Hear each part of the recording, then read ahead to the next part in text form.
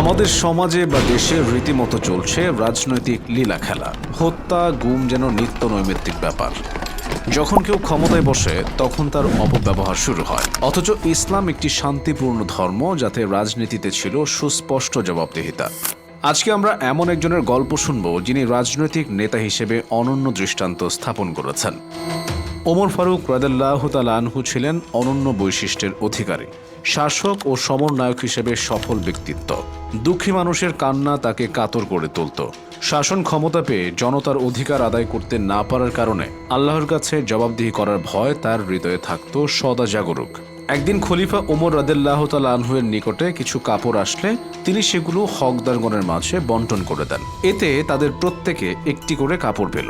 কিন্তু তিনি নিজে দুটি কাপড় দিয়ে তৈরি একটি পোশাক পরিধান করে খুতবা দিতে মিম্বরে আরোহণ করলেন। তিনি যখন মিনারে খুতবা পাঠ করছিলেন, তিনি অবাক হয়ে লক্ষ্য করলেন কেউ তার কথা শুনছে না। এই ঘটনায় তিনি কিছুটা অবাক হলেন। এরপর তিনি উপস্থিত দর্শকদের এটা জিজ্ঞেস করলেন যে, তোমরা কেন আমার কথা শুনছো না? তখন সবাই চুপ করেছিল। সালমান ফার্সি নামক একজন সাহাবী উঠে দাঁড়ালেন এবং বললেন, আপনি যদি আমাদেরকে অভয় দেন তাহলে একটা কথা বলতে পারি। আমরা সবাই জানি আপনি একজন অত্যন্ত দায়িত্বশীল ব্যক্তি এবং শাসক। ইতোমধ্যে এটা সর্বস্তরে প্রমাণিত।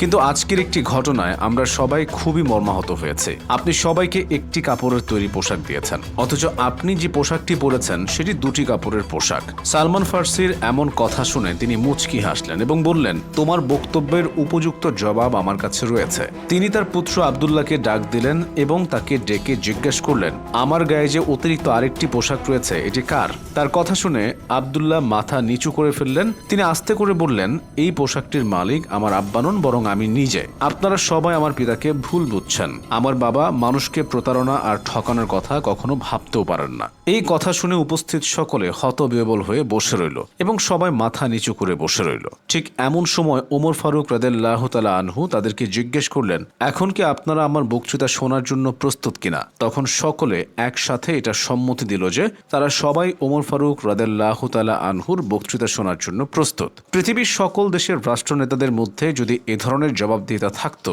তাহলে দেশে এত নৈরাজ্য কখনোই সৃষ্টি হতো না। আরেকটি গল্পের মাধ্যমে জবাবদিহিতার গল্প করা যাক। সম্রাট হুমায়ুনের নাম আমরা কম বেশি সবাই শুনেছে। একদিন তিনি রাজ দরবারে ফরমান জারি করলেন যে অনেক বড় একটি ঢোল তৈরি করা হবে, যাতে বঞ্চিত প্রজারা এই ঢোলের মধ্যে বাড়ি দেওয়ার মাধ্যমে তাদের অসুবিধার কথা রাজাকে সরাসরি জানাতে পারেন। প্রাতকালে একবার হুমায়ুন বারান্দায় দাঁড়িয়ে সূর্যোদয় দেখছিলেন। ঠিক এমন সময় সেই ঢোলে দামামা বেজে উঠল। তিনি ভ্রু কুঞ্চিত করে প্রধান উজিরকে খবর দিলেন এবং খোঁজ নিতে বললেন কোন প্রজা বঞ্চিত হয়ে ঢোলে বাড়ি দিয়েছেন। তাকে রাজ দরবারে আসার জন্য আদেশ করলেন। সম্রাট দেখতে পেলেন রাজ দরবারে বোরকা পরিহিত একটি সুন্দরী রমণী প্রবেশ করল। তিনি বললেন তার নাম আসহারি। তিনি সম্রাটকে জিজ্ঞেস করলেন, একদা আমি আপনার বাবাকে গান শুনিয়েছিলাম। তখন তিনি আমাকে আগ্রার বুলবুল হিসাবে আখ্যায়িত করেন এবং বলেন যে আমার ওজনের সমমানের মুদ্রা যেন আমাকে দান করা হয়। আমি আপনার কাছে জিজ্ঞাসা করছি কেন এটি আমি পাচ্ছি না? হুমায়ুন প্রচণ্ড লজ্জিত হলেন এবং আদেশ দিলেন